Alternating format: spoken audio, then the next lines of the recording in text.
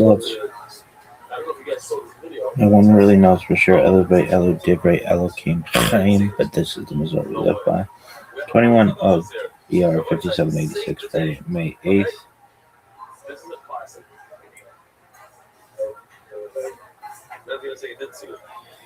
Rukadada Nile, Hainam Malakal, Mashirka Shan, Tabani, Al Sephirat, Omer. Blessed are you, Hashem, God, King of the universe, who has sanctified us with his commandments and commanded us concerning the counting of the Omer. Today is 37 days, which is 5 weeks and 2 days of the Omer. May the merciful one restore unto us the services of the Beit HaMikdash speedily in our days. Amen. Salah. This service. All right. May the merciful one restore unto us the service of the Beit HaMikdash speedily in our days. Amen. Salah.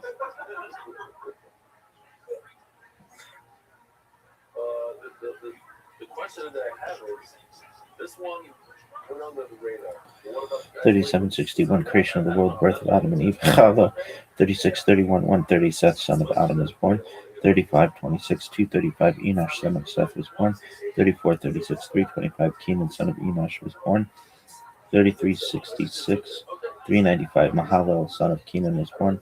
3301, 460, Yared, son of Mahalel, was born. Kuafi, Kabbalah, and Kuafi. We've been doing this bitch for the pelts of an animal, usually taken with a knife. 133 days. Esoterica, where we explore the arcane in history, philosophy, and religion. One of the most difficult aspects in starting to study Jewish mysticism and Kabbalah is getting a handle on just how those ideas develop over time.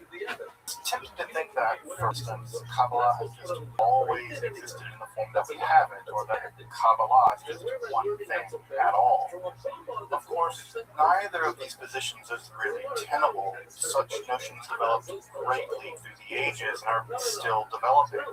And there are now, and there have always been, numerous mutually exclusive schools of Jewish mysticism and Kabbalah. This class is meant to serve as an introduction to Jewish mysticism and a point of view of its incredibly complex development from the prophets of ancient Israel to the writers of the modern Testament. Of course, this series isn't meant to be exhaustive by any means, but only should serve as a springboard for deeper study and reflection, and hopefully it will also enable you to situate developments of Jewish mysticism and Kabbalah in their historical and cultural context, and hopefully embolden you to dive into the primary texts, which are admittedly as sublime as they are obscure. Let me express my gratitude to Congregation Tefillah for allowing me to use these lectures to reach a larger audience here on Esoterica. If you want, you can find the entire series under the playlist Entering the Garden, Introduction to Jewish Mysticism and Kabbalah.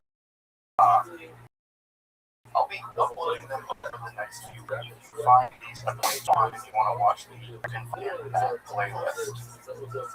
If you find this series on Kabbalah interesting, I'd hope you check out my other content on topics in esotericism, and perhaps consider supporting the production of free academic and scholarly topics in hermetic philosophy by joining my Patreon or one donation. You can find those links below, and I really appreciate your consideration. Now, let's enter the garden of Jewish mysticism and Kabbalah. Folks, so let's just review a bit about Shabbatai Tzvi, and let's move past Shabbatai. We spent enough time on this guy. As you can see, he's there on the left. And I think as I mentioned a minute ago, this is a picture from this is what he probably looked like. It's actually pretty difficult to underplay the disaster that was Shabbatianism. We're talking about a movement that basically began in 1666 and didn't end until 1880s. We're talking about a movement, a sort of mobile disaster inside of Judaism that led people to believe that abandoning Judaism was part of their salvation. I can't really articulate when people believe that converting to a religion that hates them, that actively is actively seeking their conversion to destroy their identity, that's a disaster. It's really a disaster. Now, when an individual Jew decides to convert, when an individual Jew decides to leave Judaism for reasons of conscience, that's their business and that's their right. Every Jew should be allowed to convert to whatever religion they find they see fit. But the truth of the matter is, these people weren't converting because of a choice they were making on their own. They were converted because they were being led by people who delusionally believed in their messianic prowess and their messianic message. So, in that way, I do see this as a kind of moving disaster, a train wreck stretched over 2 centuries, basically. And Frankism was especially bad. We're talking about a situation where Jews have been systematically repressed for centuries in Poland and now into Catholicism. And as you can imagine, the moment they converted into Catholicism and ditto when they converted into Islam, converting back was not an easy thing. We should not forget that converting back out of Islam is the death penalty. That's a death penalty case. And of course, no one has to remind anyone about the horrors of the Spanish Inquisition. Converting to Catholicism and then trying to convert back, it's not going to happen. This is a one-way street, and Frankism and Shabbatianism were a disaster in many ways for thousands of Jews over the course of a couple centuries. And I think these should be considered forced conversions of a certain time because they were predicated on the idea of some apocalyptic potential. Things were ultimately going to come to an end really fast. And that never materialized. The end just got delayed and delayed and delayed. And secondly, the reasons why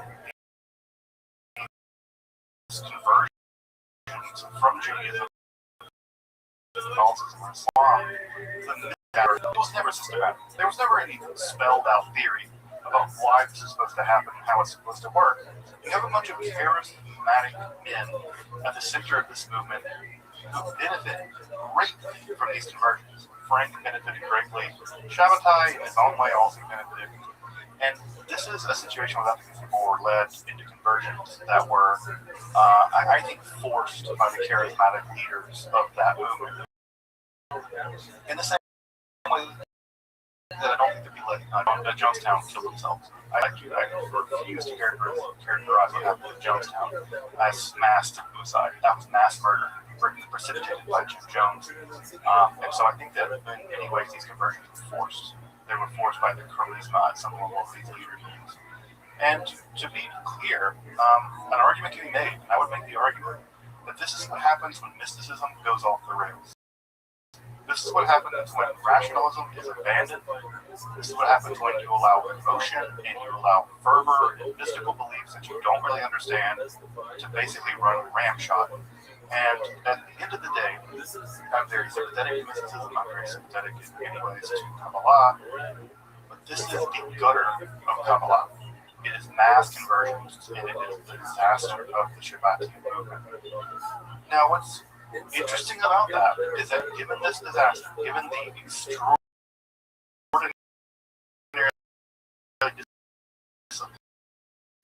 of the Shabbatian movement,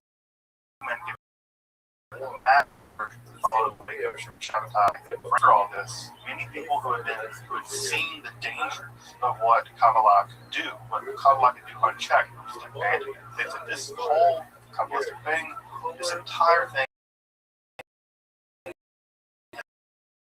has led us to the gutter of mass conversion. That's to be sure, we'll talk about that more tonight. They did realize it was dangerous, and they made safeguards. They put rails on the system to ensure that it did not go off the rails like this again. And yet, Kabbalah survived. It really got off with a pretty light touch, actually. And I think that part of the reason why is because the Shabbatian movement, you can imagine, I always imagine the movement as coming in like a wave. There's this huge Shabbatian wave that comes in like the tide, and then when the tide comes out, all this will be behind, but the water's gone. Again, will help to grow the new. And what's left behind is the black earth that will ultimately grow new things. So in many ways, scholarship of a previous generation argued that Kabbalah made Shabbat possible. I don't think that's true. I think that actually made Kabbalah possible. I think that's why Kabbalah survived. Because the Kabbalah is so much more sophisticated, it's so much more deep, it's so much more rich than Shabbatite Tzvi and the Frankists, who only ever really, aside from Nathan of Gaza, who only really ever developed the most thin, superficial, self-serving, apocalyptic version of Kabbalah that was engineered basically to deify them. And at the end of the day, the Kabbalah that they rode in on was a pretty crap Kabbalah, with the exception of Nathan of Gaza, who I think was a very profound Kabbalah. I will give that to Nathan of Gaza. But Shabbat himself, Frank, they were never deep Kabbalists, and they were never really actually, I think, about the Kabbalist life. I think at the end of the day, they were about themselves, and their actions proved it. And when they left, the Kabbalah could stand on its own. It didn't need them. It existed before them. It was deeper and richer than they could have possibly imagined. And anyways, it survived them and thrived. So tonight we talk about the Kabbalah in the aftermath of Shabbatai. And what I wanted to really drive home about this is I don't want to talk about this as post-Shabbatian Kabbalah. Because Shabbatai Tzvi and the Frankist movement and all that stuff that we've been talking about, that's an aberration. And it's like a night where everyone was a bender. You know, everyone wanted benders. They went to New Orleans, they got trashed, they did all the things, and they went back to their homes. And they shook off the bend. And so you can think about the Shabbatian movement as kind of a big bender. Went down there, got trash, big coat, and they did all. Then when they came back home, they straightened up, and it was over. And so I think of the Shabbatian movement as a kind of bender in the history of the Jews. So what happens in the immediate aftermath of 1966 when Shabbatai converts? Well, obviously the first thing is people who are diehard believers they can to convince themselves using every tool they have in Kabbalah and Torah to convince themselves Shabbatai Tzvi is the Messiah, no matter what. No matter if he apostatizes, no matter if he dies, no matter who splits into three groups, no matter if they all have different Catholicism, there's always someone out there willing to do the work and try to convince everyone that this is true. And there are diehards in every religion, there are diehards in almost every belief system, and no matter what happens, they will convince themselves of what they want to believe. So that's one camp. We spend a lot of time talking about them.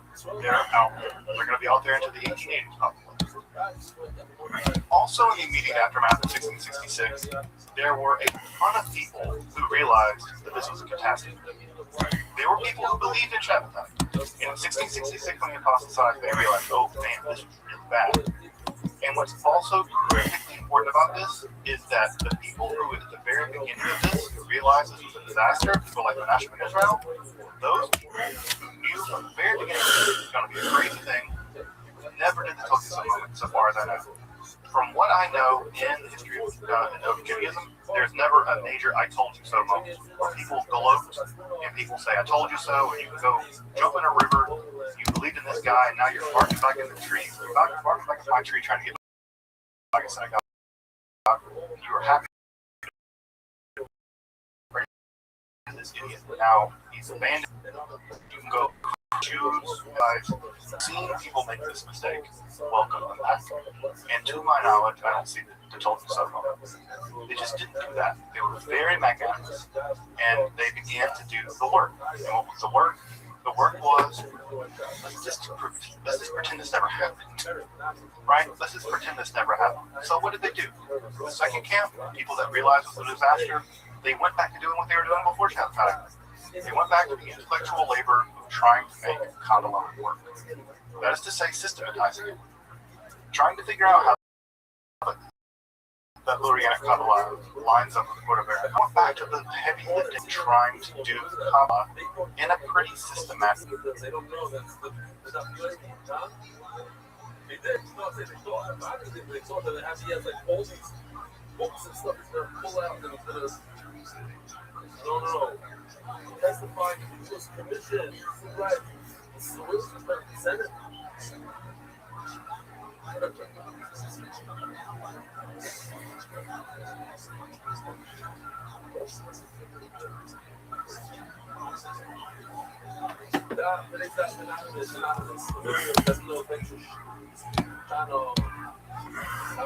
careful way. Now, that's not to say they just ignored it completely. They realized that inside something inside of the impulse was dangerous because it had gone off the rails. It had gone off the rails, crazy off the rails. And so they began slowly to think about how to implement safeguards to prevent this from happening. This could have probably. Can you imagine what would have happened if all those Jews would have got on those boats and began to sail into the Mediterranean to reach Palestine? It could have been terrifying.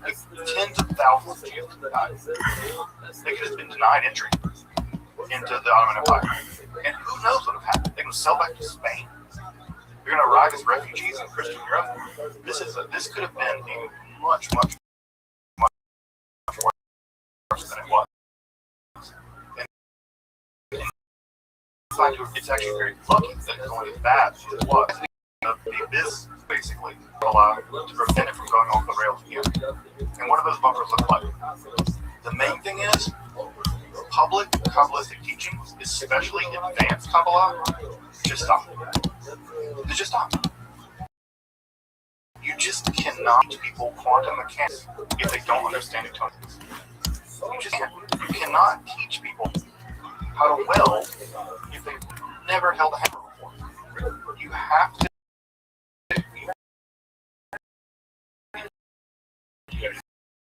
You cannot deliver these incredibly complex people basically just don't even have a Torah knowledge.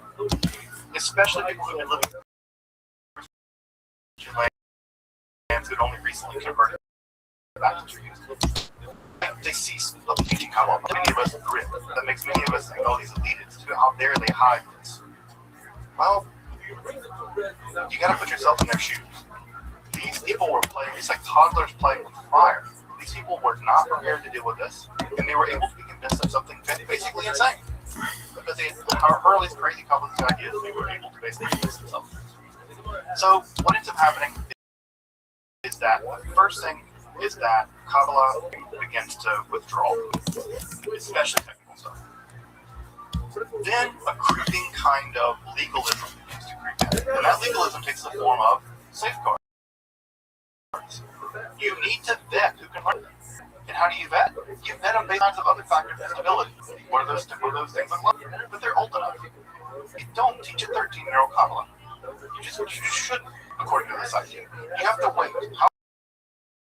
How old? Maybe 40. And that was the number they settled on. I bet folks have heard that. Teach Kabbalah to a bachelor? No, because a bachelor might get so crazily Kabbalistic, they're just married to God, and they don't want to actually get married to a woman or whatever, right? True from a traditional perspective. So they need to be married. They need to have a job. They need to have kids. They need something anchoring them to this world. I've actually heard somewhere that Air Force pilots are flying around. The idea is they need to be anchored in this world. You can go to the other world. You can go to the Kabbalistic and so you can go up to Sephirot, fine. But you need something anchoring you in this world. You need a job, you need kids and a wife, you need family. You cannot just be Kabbalah. That's unhealthy. So they begin to try to implement things at the community level that are feel people who aren't drunks, people who are other kinds, they have other kinds of things that are anchored in the world. Now, again, does that sound elitist to you? Maybe it does sound elitist to you. But is it reasonable? I think it's reasonable. Is it reasonable in just what happened with Shabbat? I think it's very eminently reasonable.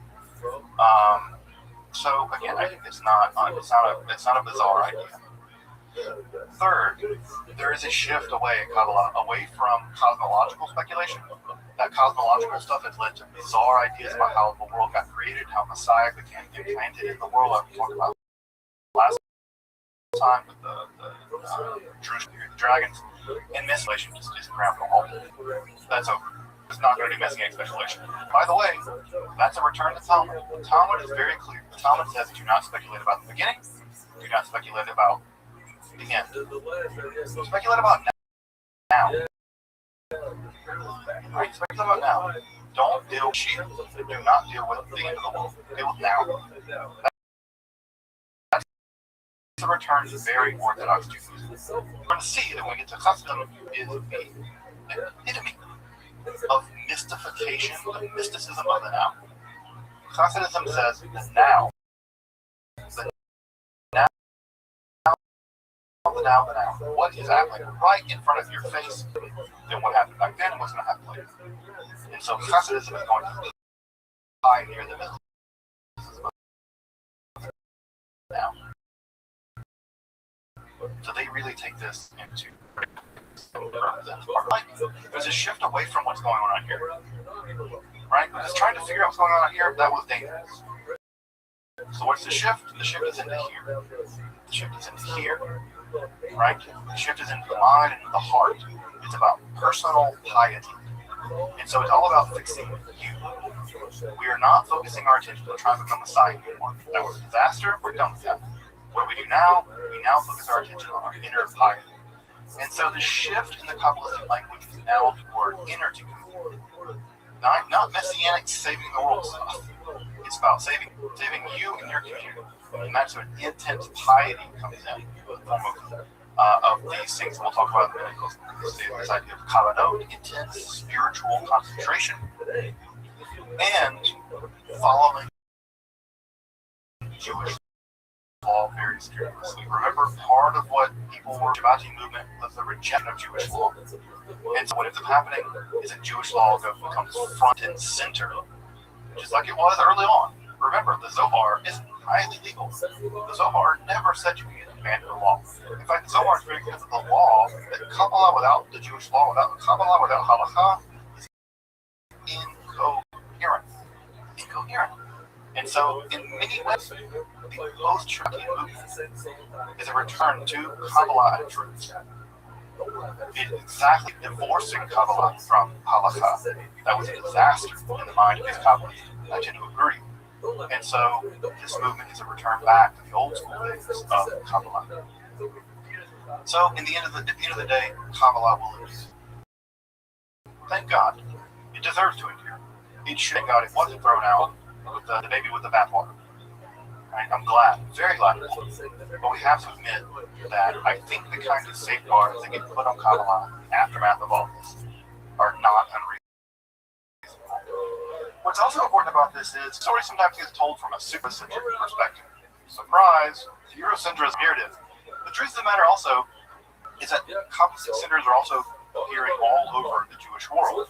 In many places in which Shabbatism really never took a big hold. And those places are going to be places like Morocco, places like Yemen, although Shabbatism was very popular in Yemen and Morocco, Kurdistan, Aleppo, and Baghdad, also in Jerusalem. Jerusalem, you'll remember, was a holdout. Jerusalem condemned Shabbatism from the very beginning. So these centers in the Arab world, not in the European world, are going to be the first to come back online, and they're going to begin producing an enormous amount of Kabbalistic literature. Now, the sad truth of that is that a lot of that literature has been lost, especially as Jews fled Arab lands or expelled from Arab lands. A lot of that literature has been lost. And when I say manuscript, I mean handwritten books from the 16th century, 17th century. So there's not even printed editions of these books. But we know, and I know this because of other scholars who sort of serve literature, there is a Kabbalist literature out there heavily working on systematizing Lurianic Kabbalah at this time. One of the real interesting personalities that appears in all this is Athna Barzani. Athna Barzani is probably the first woman rabbi that we know of. like someone who actually may have really held that title. And she was a Kabbalist, and she seems to have had supernatural powers. She lived in Kurdistan in what is now northern Iraq. And her father was very charismatic. He died, and there was no one basically to take his place because he was just such a macher.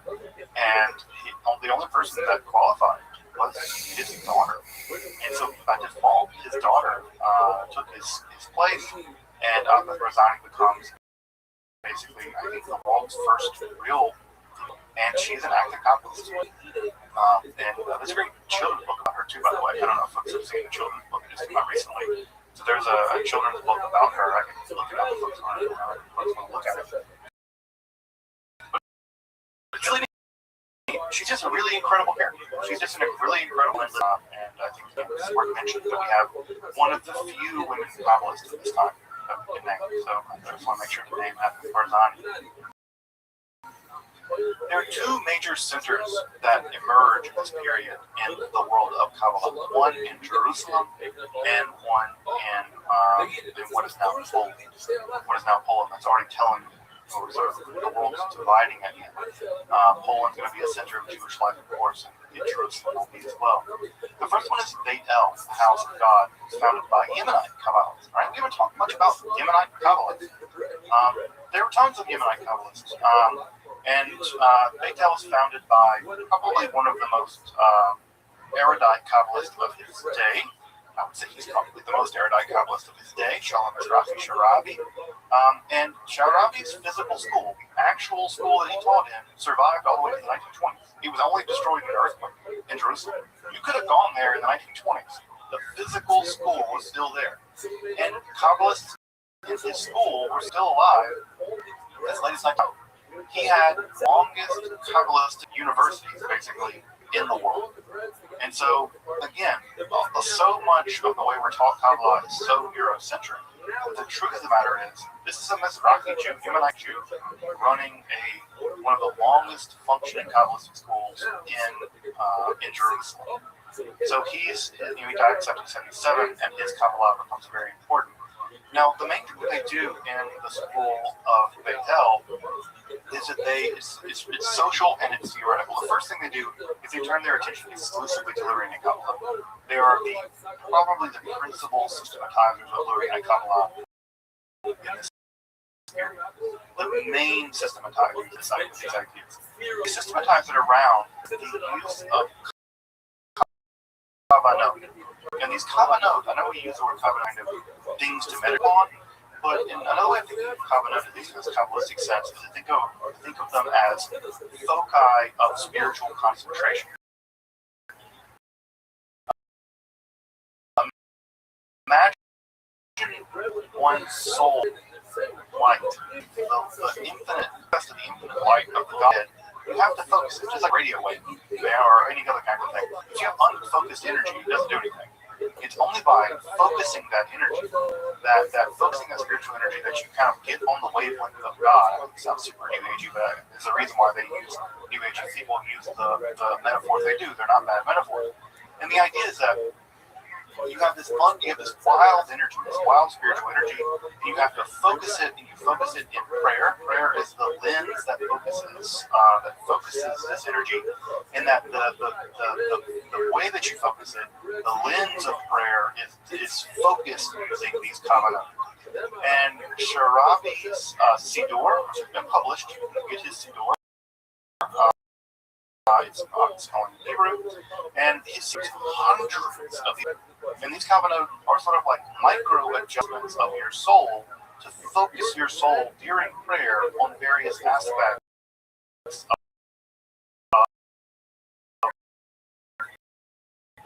correcting and shaping your inner various aspects of the sphirot, how you want to comport your soul as it reaches up into the spiritual supernal world. And so it's through these kavanot, these very complicated kavanot, which were actually written down. You have to memorize them. They're exams, kavanot exams. You have to know how to match the exams up, apparently. This was a very rigorous school of Kabbalah. But notice here again, it's about the interior life of the Kabbalist. It's not about some other stuff. It's about learning to focus your spiritual being upon God in a radically sharp defined in this way. What's interesting about the school is that two things are interesting about it. It was incredibly student, teacher oriented, which is to say they did not teach this stuff up. You could not go listen to a lecture public. You had to be tested, you had to be declared, you had to have incredible levels of education to even knock on the door. So this was a school that heavily prioritized a high level of rigorous Jewish life. So this is not just sort of people something Latino. I mean, you had to rigorously apply yourself to Judaism, you take exams. This is Kabbalah at its most spiritually athletic. Further, you could decide basically in India never teach this stuff publicly. And secondly, you had to sign a letter of agreement that you pledged yourself to the school of Beitel, and that you would pledge yourself for your entire life in the world to come. You pledge yourself even in the world to come that you would only study with other members of Beitel in the world to come too. In the base midrashes, in Olam Haba, in the house of study in the world to come. Beitel would be there, you had to go study there.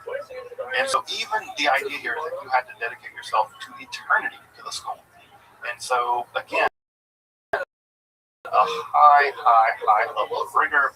People still matriculating all the way through the early 20th century. And like I said, the last inheritor of the school of the Kavanot of Shalom Mizrahi, Rabbi, blessed memory, he died in 1969, so it's this one century. The other major school appeared in Poland, right, at Brody, what is now Poland, and this was known as the Klois. Right, Klois. So the Klois was like a spiritual fraternity. It wasn't an actual school in the sense of Beitel, where you went to a place and learned.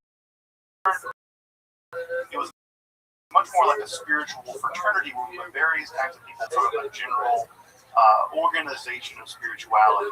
I don't want to exactly compare it to the Freemasons, but it was something like a spiritual Kabbalistic fraternity.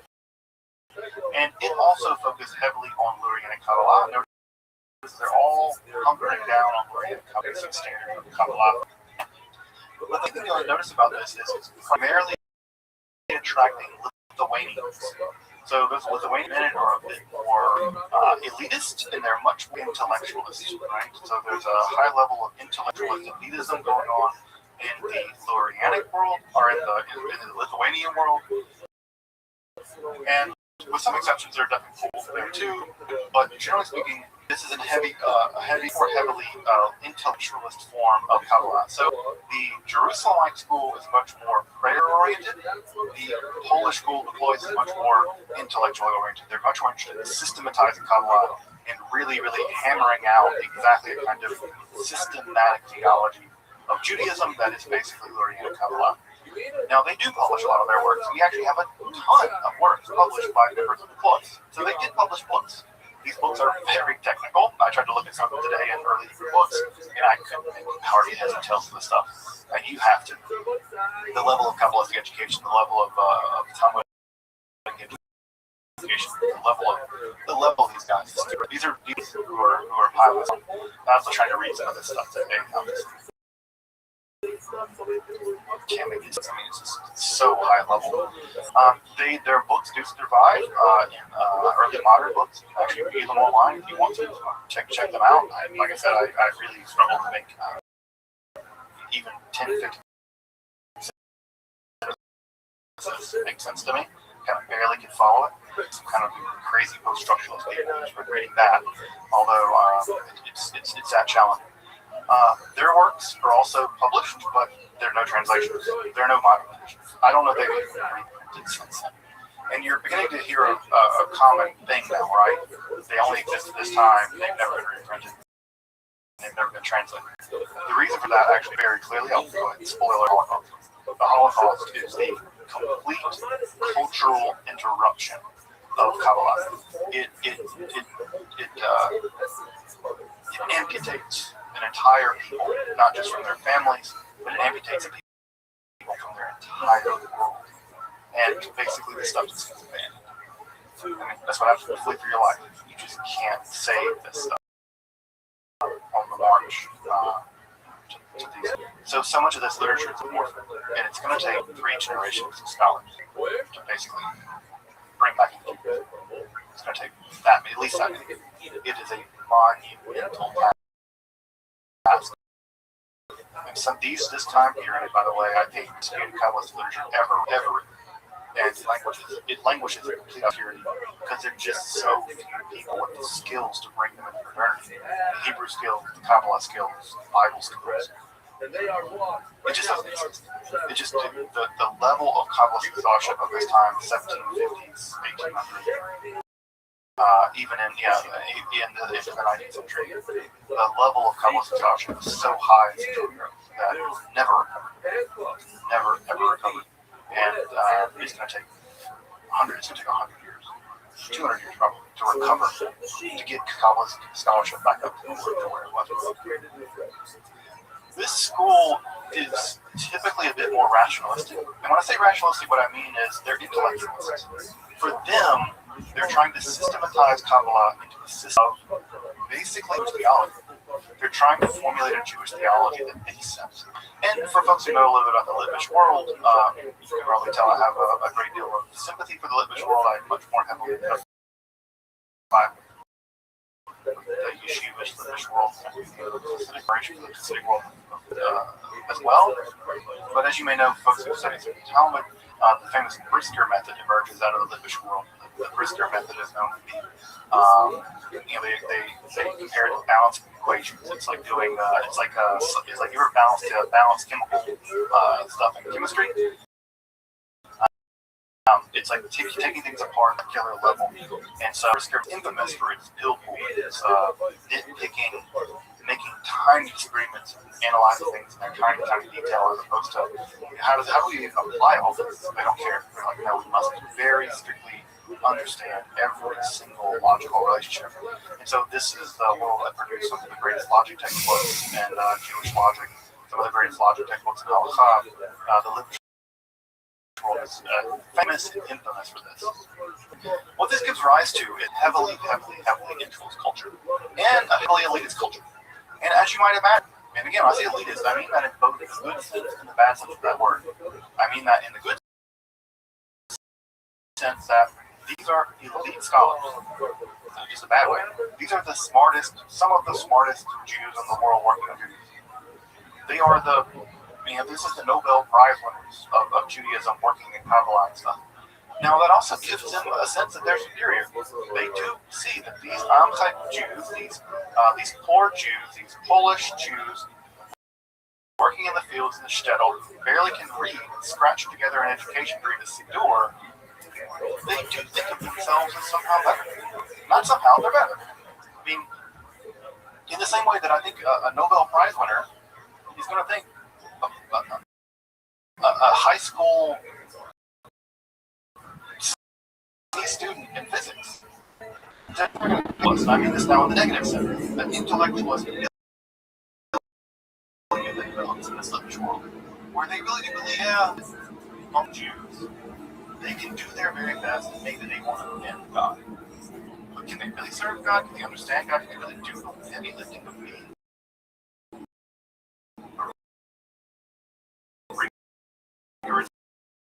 Jew? No. Not really. They're never going to buy that. Sort of pumpkin pie. This intellectualist elitist trend is going to take hold in Central Europe, especially among the Litvak. I mean, you have a lot of sympathy for the Litvak school, but that trend does take hold. And it's into that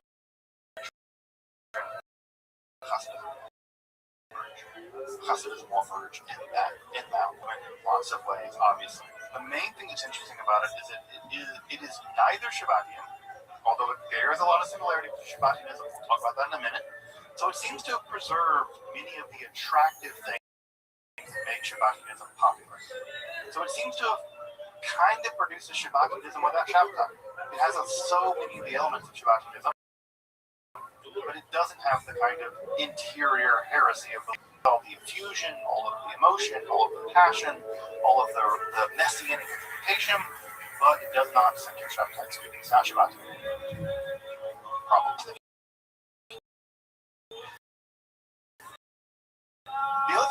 doesn't go. This intellectualism doesn't go in the direction of the Litvish world.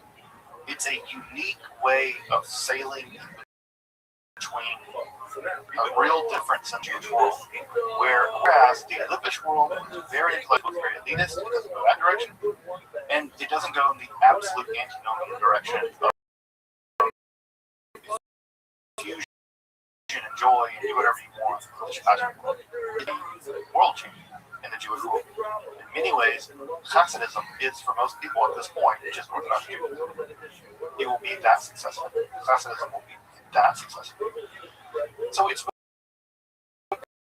done, of course, by the mystic, and should read something like magician. He was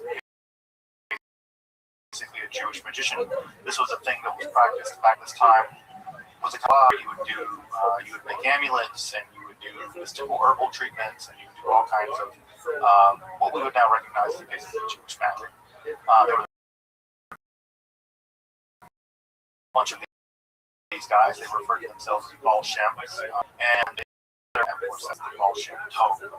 And he, I should not say 1860s, or 60s. He was a mystical healer. He did a lot of relatively parochial jobs. He was sort of a beadle in synagogue to taught kids. He was never a person outside of the movement until he really came into his own as a kind of extraordinarily innovative and charismatic preacher of a new kind of Judaism. And this new kind of Judaism was heavily mystically involved, although in a very modified way. I'll talk about that more in a minute. And it was a very effusive form of Judaism. It was accessible to anyone. It was not a Judaism that the Judaism of elite scholars. It was a Judaism that could be accessible to anyone walking along the road on a day's journey needing mud. So the ideas of the Baal Shem Tov, they bring to bear all of the enthusiasm of the Shabbat movement, but incredibly important, but a halachic rigor that anchors it in the traditional world of Jewish life. So it does the work. Right? The Baal Shem Tov he squared the circle. He could bring the energy of the Shabbat movement, but he could also anchor it and locate it in the world of rigorous halachic Judaism. And the main, there's a slogan, I think, for the Hasidic movement. It's actually to be found in Tikkun Zohar 123 base. And this is probably the most famous, I think, basic slogan of Hasidism. Right? I'm doing Yiddish accent. Late atar panui. So this literally means in Aramaic, there is no place devoid of God. Literally, there's no place devoid of Him, God.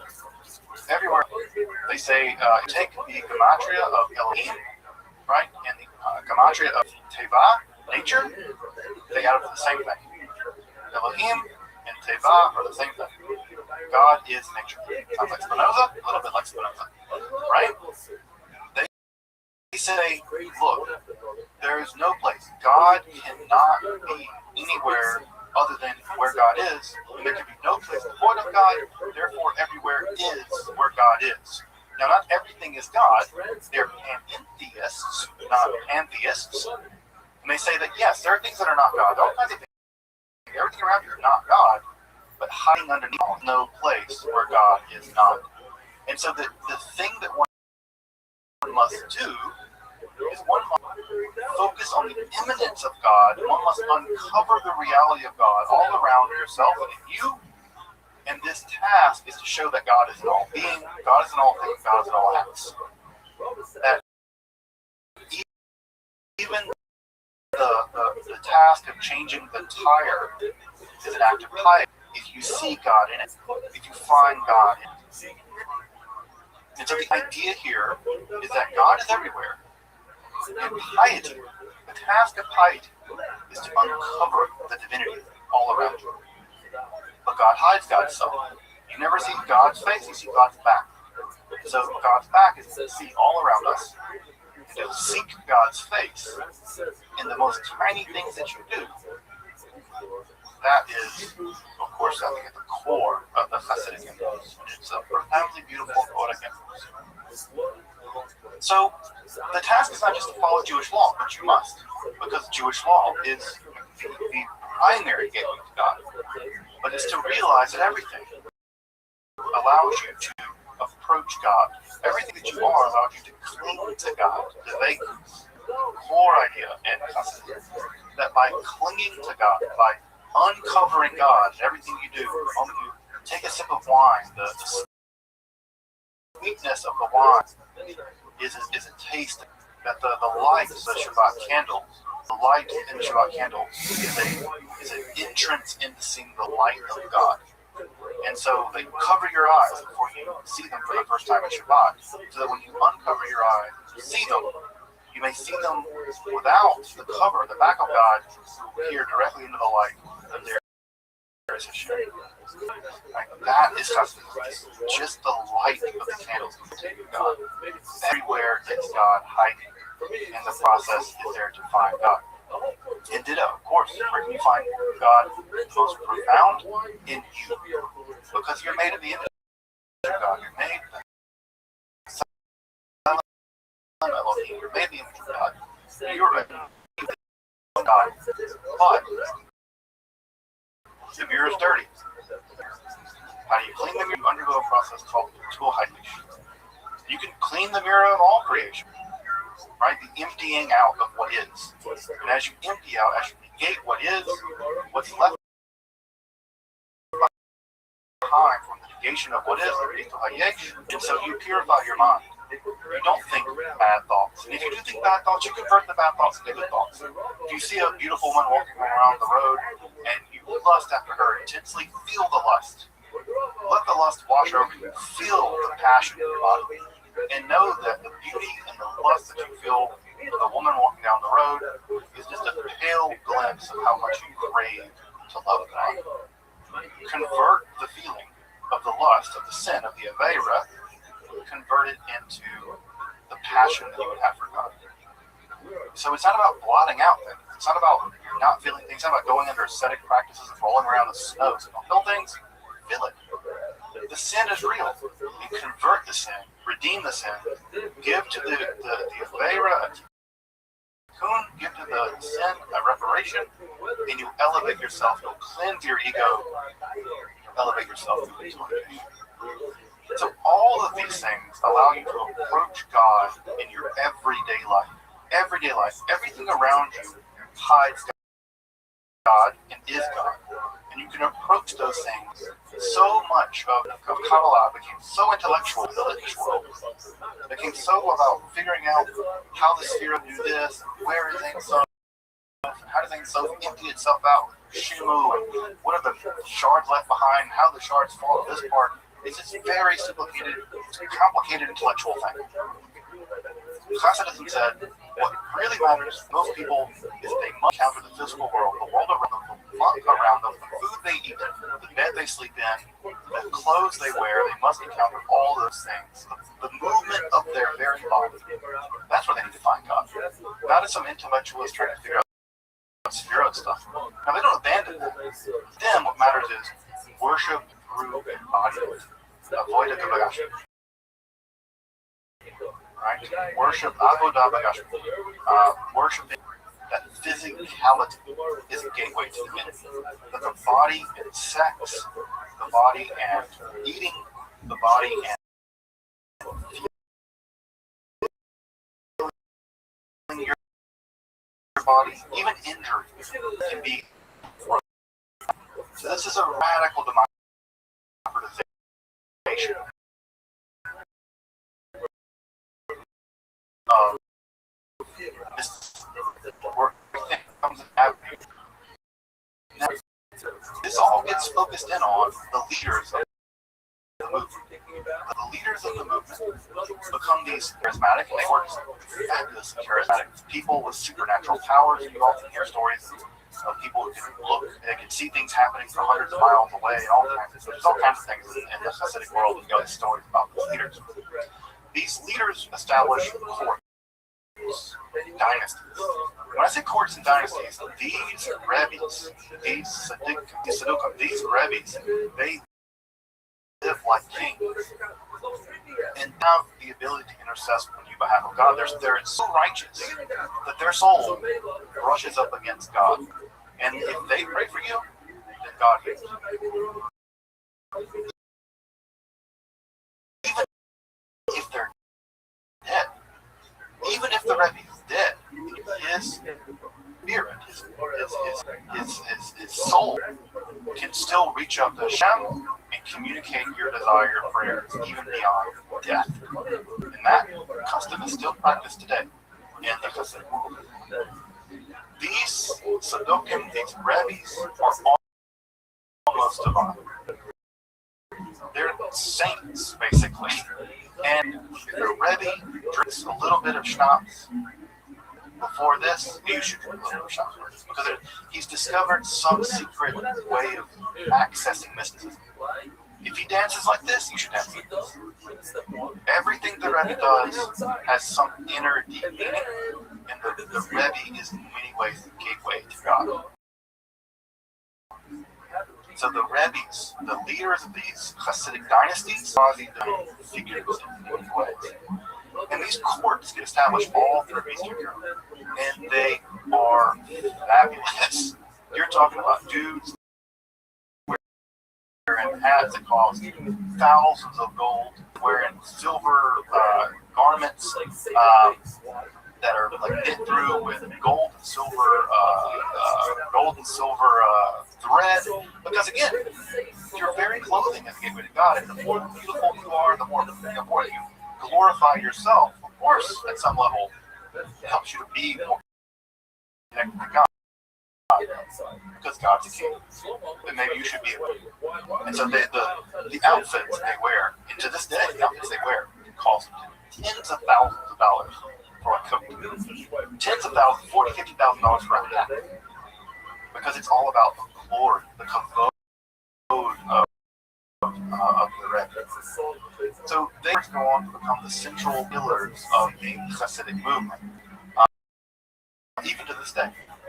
So you probably know some of the Satmar court, which is now split between two brothers who had a nasty dispute since the former Rebbe of the Satmar died. The Satmar movement is the biggest. If you saw Unorthodox, folks saw Unorthodox television show that depicts the Satmar. Probably folks know the Chabad Lubavitch movement. Chabad is a philosophy of Hasidism. Lubavitch is the actual dynasty. The Lubavitch movement is primarily known for its Jews. Chabad is a philosophy of Hasidism. Lubavitch is the actual dynasty.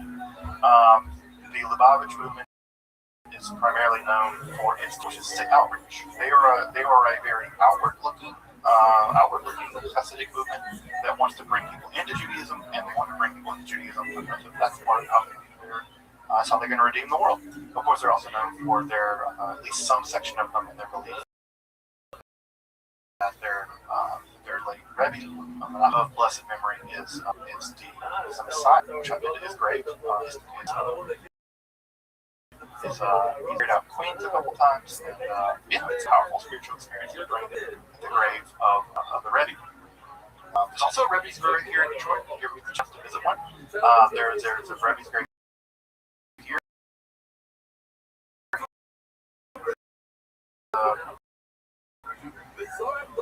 Bells, and now it's a pilgrimage site. You know, going to visit the graves of the Rebbe is a big deal in the Hasidic world. Nachman of Breslov, tens of thousands of Hasidim invade this Ukrainian town for like a week.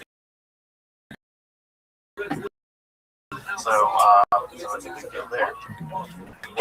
Rabbis is that they weren't just enthusiastic, charismatic leaders who relied on emotions and enthusiasm to rope people in.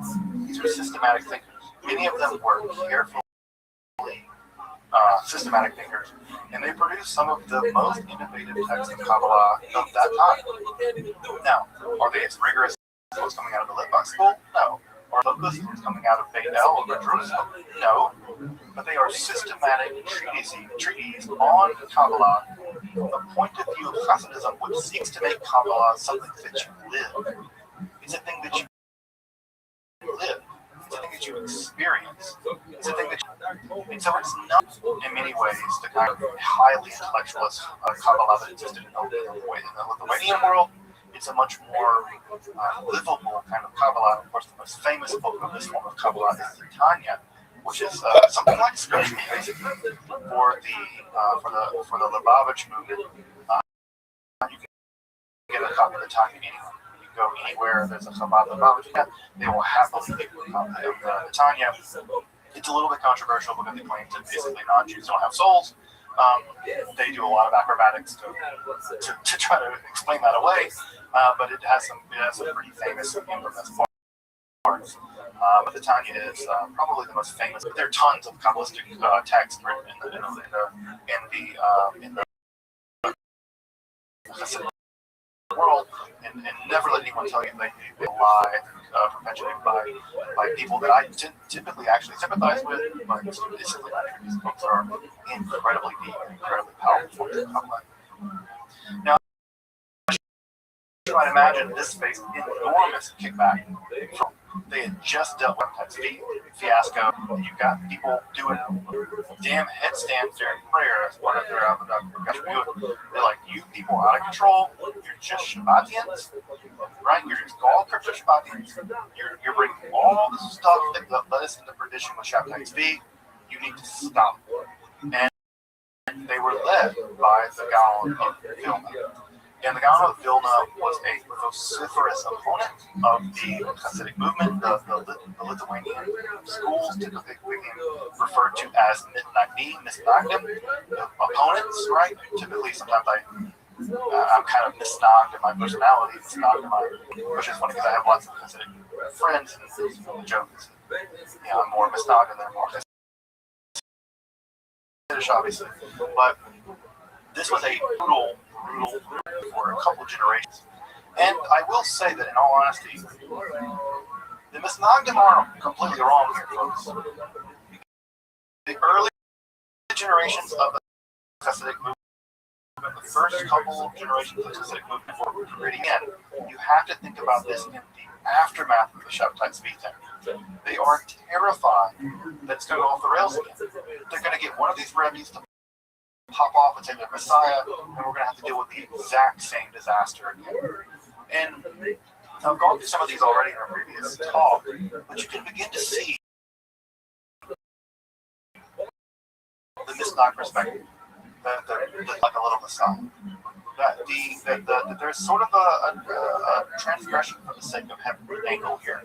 There's kind of like that you have to experience the sin of lust, and you have to convert to God. And then you convert it to feel lust for God, love for God. These Messiah were like, no, don't feel lust. It's a hara. Why would you cultivate the feeling of lust?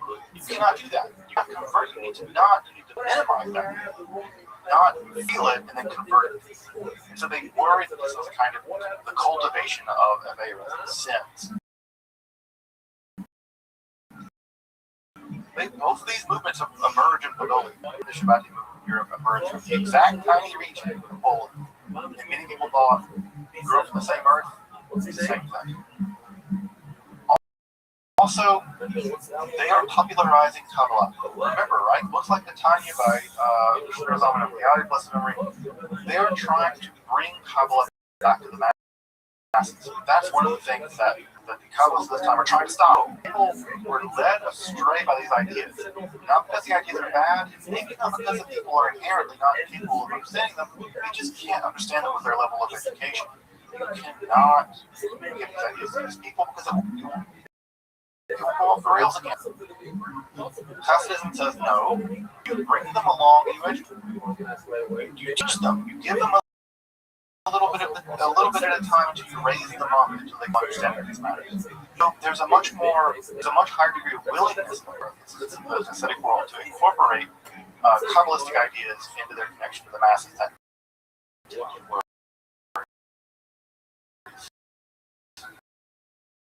the establishment, especially this is all weird stuff, doing cartwheels during prayer, people screaming during prayer. One of the Hasidic dynasties that exists is the Karliners. The Karliners are they're the most metal because they're infamous for screaming all of their prayers out loud. So if you ever go to a Karliner shul, their prayers, you can imagine for a bunch of heady, intellectual, university-trained Jewish Kabbalists, a bunch of dudes screaming all the time, crying on their shoulder. That's crazy. This is Shabbatianism again, right? So, Avodah B'Gashrut early on was very worrying for this. The court setting with these rabbis, actually, Shabbatites, they did that when he was in Migdal Oz. He did that when he was in exile, Montenegro, now Montenegro. They're just being little Shabbatites. These rabbis are just being little Shabbatites. They're just little messiahs. In the rise of Messianism and Chabad Lubavitch, they were terrified when these guys would pop off and declare themselves messiahs. Further, some Shabbatian books were popular among early Hasidim. Hemda Yamim was a big one, right? But there were other crypto Shabbatian books that were popular among early Hasidim. So, the way the Mitnagim saw the Hasidic movement, at least early on, was that if it's not Shabbatianism, it's diet Shabbatianism. It's Shabbatianism light. It's Shabbatianism that has all of the same dangerous ingredients. Like it leads to the problems we just had, it's just not there yet. And so they were terrified of this movement. And they were terrified of the movement both because they wanted to maintain the integrity of Judaism, but also because they were terrified of having the Shabbat thing off again, if there were another one. And again, I know it's easy to kick the Mitnagim as this sort of like intellectualist, I don't know, fogies or whatever. They were trying to shepherd a movement after spiritual. The last thing they wanted. Now, what's happening and what's incredibly important, and I think that this is what makes obviously proof of the proof of the pudding in the taste. The Hasidic movement was ultimately not Shabbat now, it's Shabbat again. And how do we know that? In a generation or two, it became very rigorous. They are halakhic as they evolve. Now they have weird halakhic stuff. They follow a different minhag and live by people who follow a much more Sephardi style minhag, which is odd because they're in Central Europe. They might live on Moed, which is unusual, specifically Kabbalistic thing, found in most of the Hasidic religions do it. They do some unusual things. But at the end of the day, it's a halakhically conservative movement. They come down the side of the old school Kabbalah, which was Jewish law.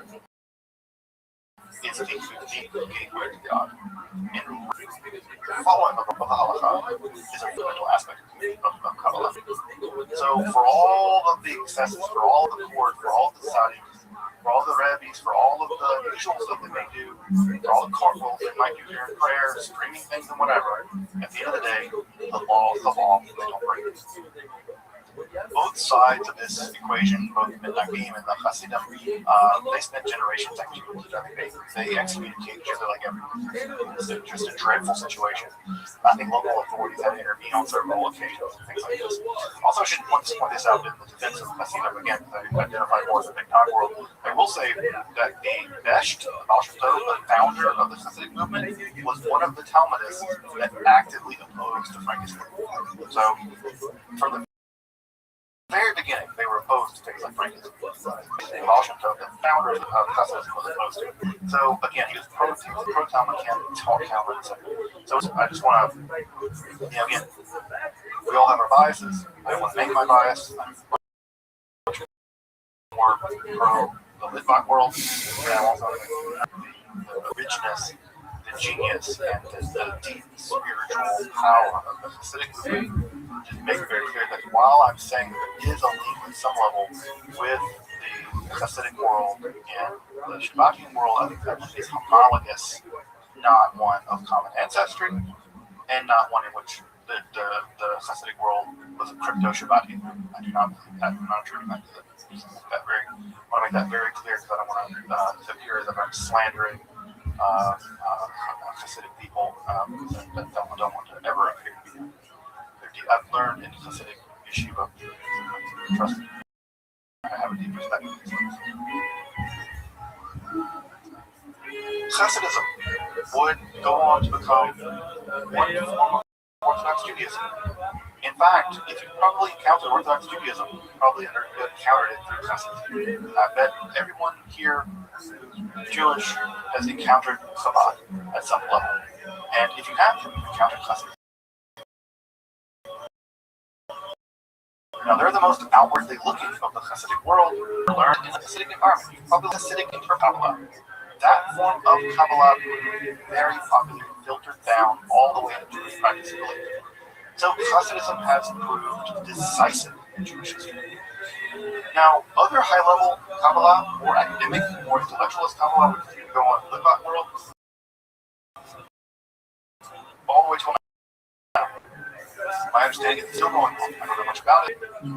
Lurianic Kabbalah, it would stick, especially Lurianic Kabbalah as taken up by Simon Talmud. Why? Why is there no further significant development in Kabbalah following Lurianic? And the answer is Shabbatism. Major innovation in Kabbalah that they de facto settled on. They more or less said, we're not going to change this, we're not going to fuck around with it, we will continue to systematize it, we will continue to adopt it, we'll continue to adapt it, we'll modernize it, we'll systematize it with Cordovero, we'll turn it round and round. But I think that there was no major Kabbalistic innovation, systematic innovation after Luria, because I think that there was such a shell shock after the Shabbat says. So Luria and Kabbalah won. And all Kabbalah basically that exists now is some species of Luria and Kabbalah. So he won. We are all living in the shadow of Luria. And again, I think that the reason why there's never been another new kind of Kabbalah after Luria, basically because it's a shell shock of it. But as you might imagine, there's a dark cloud on the horizon, right? And depending on how you view it, it might be a dark cloud, or it might be the clouds finally parted. It could be a dark cloud because what you might see coming is rationalism. What you might see coming is logic. What you might see coming is modernity, which strips the world of all spirituality and subjects it to a law of mechanism and logic, mathematics and science, and it robs the world of spirituality. That might be the dark cloud that you see coming. If you see something else, you might look at the same thing and see some clouds of darkness finally, after 1,000 years of darkness. The mysticism of random speculation about a world that no one has access to, a world of backwardness and superstition, a world where people believe in all kinds of nonsense that they can't prove. And you might see the clouds parting and the sun shining through in the form of logic and science and modernity. But if you're on team B, then Haskalah, the Enlightenment, is your buddy. Because what's about to happen is that the Enlightenment is tearing through the non-Jewish world. And it's making enormous strides. The Industrial Revolution's beginning, huge gains are being made in human rights. Right? This is the time there, the French Revolution, American Revolution. There's a huge point in the non-Jewish world towards logic. In the Jewish world in Central Europe, there are some Jews who are beginning to look out and see, I think that the Jews may be onto something. And they began the process. The end of Newton, the enlightenment of Kant. Again, the same year that Shabtai Tzvi apostatized is a calculus, who discovered the fundamental nature of light, and wrote his main book on physics. That shows you how the world is so different. Shabtai is apostatizing in Turkey, and Newton is on the path. And by the time we get to the 1700s, the Jewish Enlightenment is beginning to take effect. The Haskalah will begin to take effect. And what we're going to see is that in the aftermath of the Haskalah, which we'll talk about next time, the arrival of Enlightenment Judaism, that we're going to see a huge shift in Kabbalah.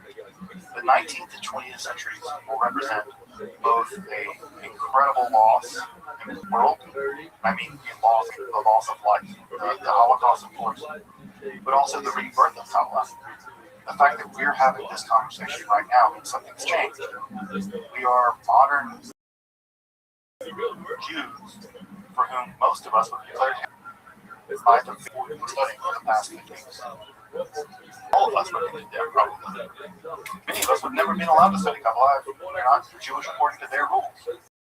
Or if you're not Jewish at all. We are, at some level, the inheritors of what's about to change. And what we're going to see is interesting travails of Kabbalah into the 19th, 20th, and 21st centuries, where it will undergo some of the most horrifying feats. And it will rise from those ashes. And some of the most important Kabbalistic texts are now available within the last 5 years. Something like the Zohar in first edition are now available to us. So next time we're going to turn our attention to the 19th, 20th, and 21st century, talk about the sort of vicissitudes of Kabbalah in the aftermath of the last main invasion, which is Hasidism. We'll talk about sort of the post-Hasidic world.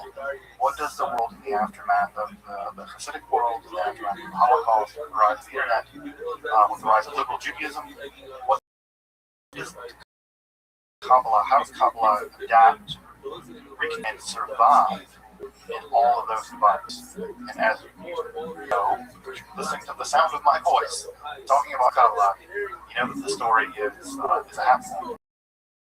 Kabbalah survives and thrives. We'll talk about that process.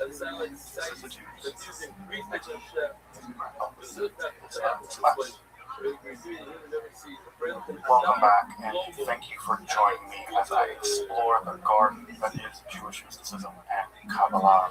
Again, if you'd like to support my work, I'm providing accessible, free, and scholarly content on topics of Kabbalah, alchemy, and the occult, magic, hermetic, philosophy. Consider supporting my work on Patreon and donation. You can find those links below. Until next time, I'm Dr.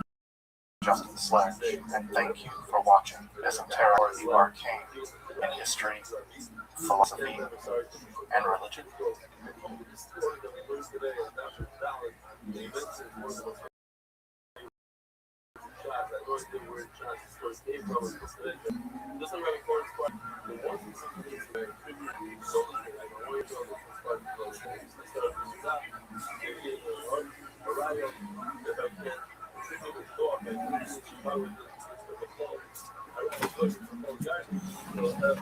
He said, if you sit down for walking for 3 hours, I have an obligation to give you my best all the time.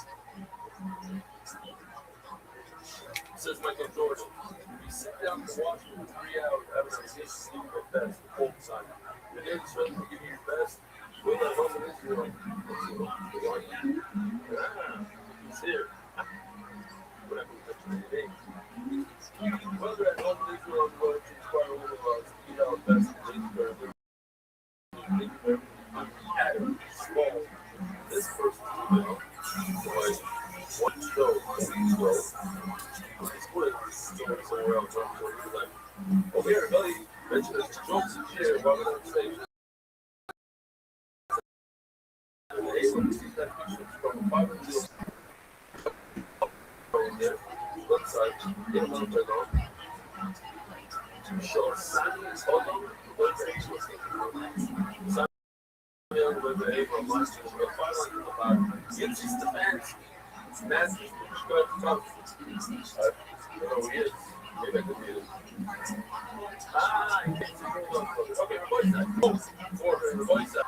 Let's see how long it takes. Then we set the spot by David Salvin, next to the memory of Lucky Mary, small Boston, 19 dozen of them. I drove it down, seen the truck, and father checked it out. Now, it's a little bit got. Bounce down, and they did it, so I was going to show up. That's it. Anonymous, which they know the bunch of it saw. I thought it was the Moroccan trip. Spilling up this thing. They might have, how many people signed up? The Warriors book were max 35.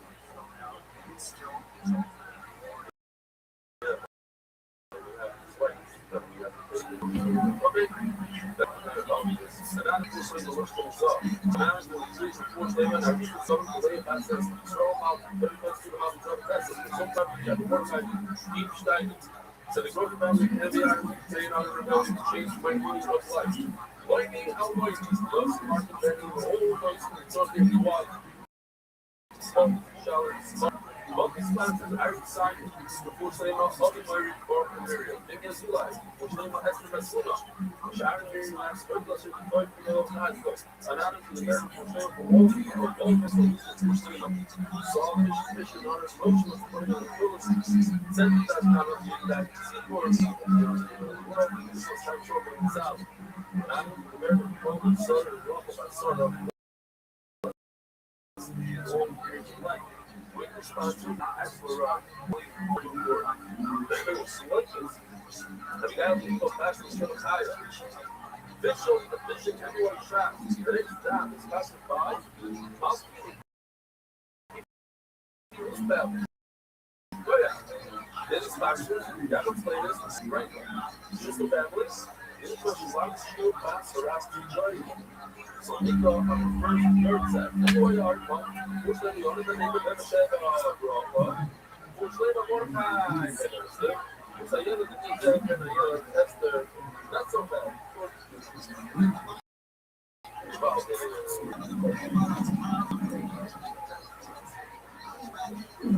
The good side, the whole thing says one found with him space. Where it says, I like it. What the simple? Let's say, hold out. What the simple? And torn up by mistake, you don't want to know that.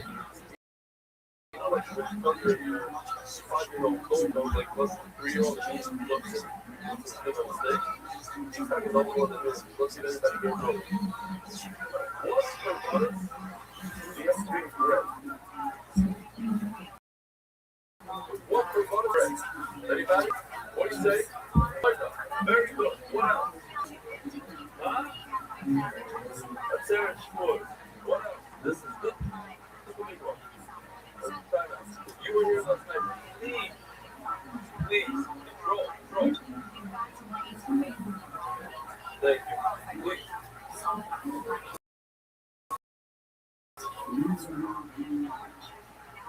Anybody? Sit there.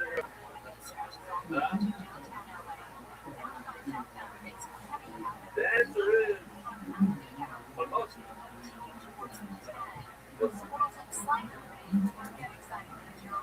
Yeah. Shocker.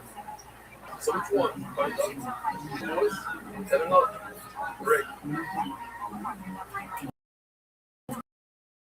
Learn the mission you had of a slug what's more important?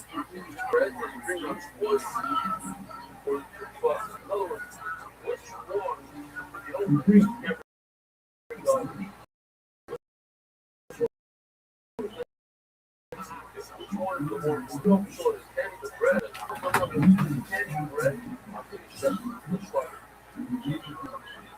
We also saw something very interesting in Jordan that it's something that we don't even talk about around shops. We want to say that bread, two sheets, we saw Ali looking up, what's that show test? So, the sheep has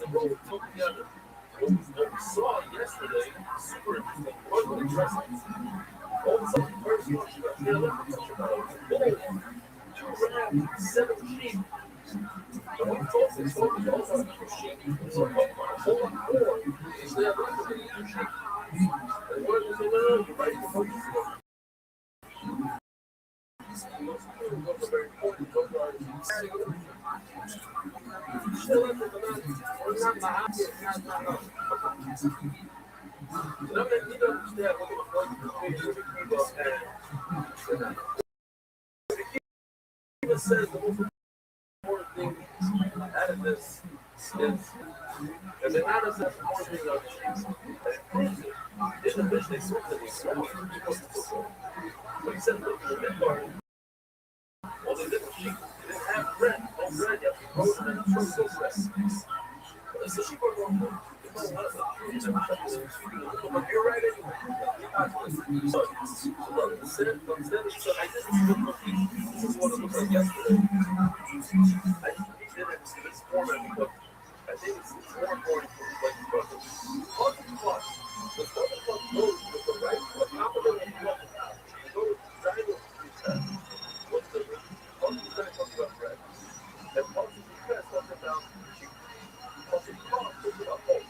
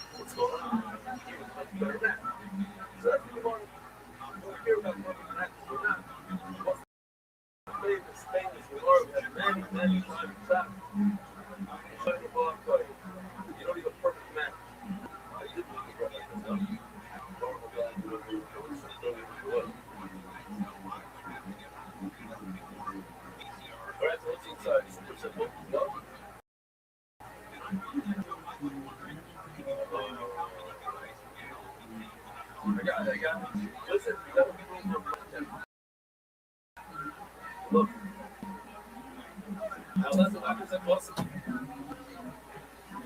I gotta pause it for a second, but I'm coming back. Mention thing. You know that the fire like guy there. Bring that to the right? Right?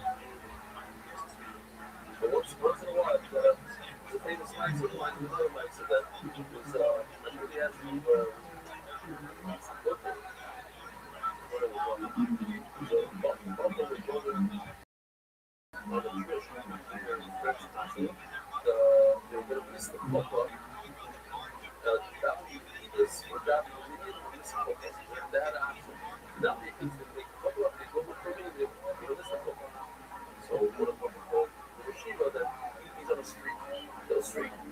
he never missed a minute in his life, never missed it. So he said, here's trying to do this. This is what you have to do today. You go and beat some guys, start some other day. You have to go. We're not going to the Alhambra part. What if down the Alhambra? It's an outdoor. He said, I want to learn players. I'm going to play ready to go and have a great. How many years do you have in school? 12 years.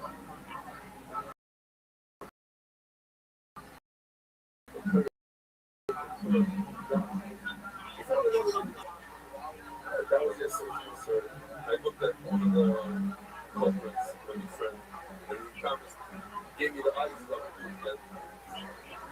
My time here with Kiva, Gomar, you with the what's with Kiva's shop? He says, I'm going to learn Zion. It says it's supposed to be Zion with the and what does it say with the Zion? It says the bread. Bread is God given. So, bread. Bananas go higher. Bananas learn. You. It's better to learn. I'm going to look for myself. That says, Boston, sheep is the name. Well, I'm Boston, I'm Boston. So, the more bananas I told you, bananas is the key, that bread is the most. Oh, you mean?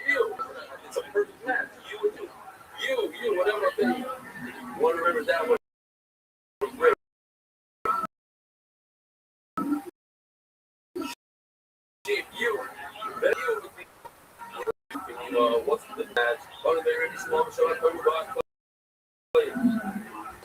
Green, when play goes to check the house, it's a wrap. It goes back in a beautiful thing. It was very interesting. Last night, Rabbi came there doing the whole thing with lighting. They want to put in lights. It's going to help the video.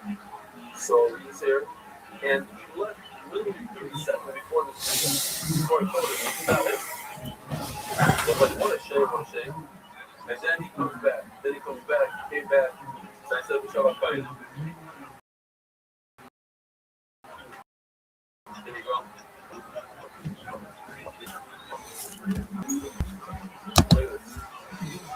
Look at this. Came back. Check it out.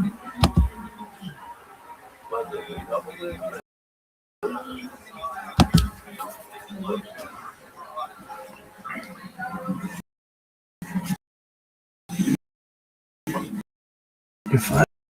Go fuck yourself.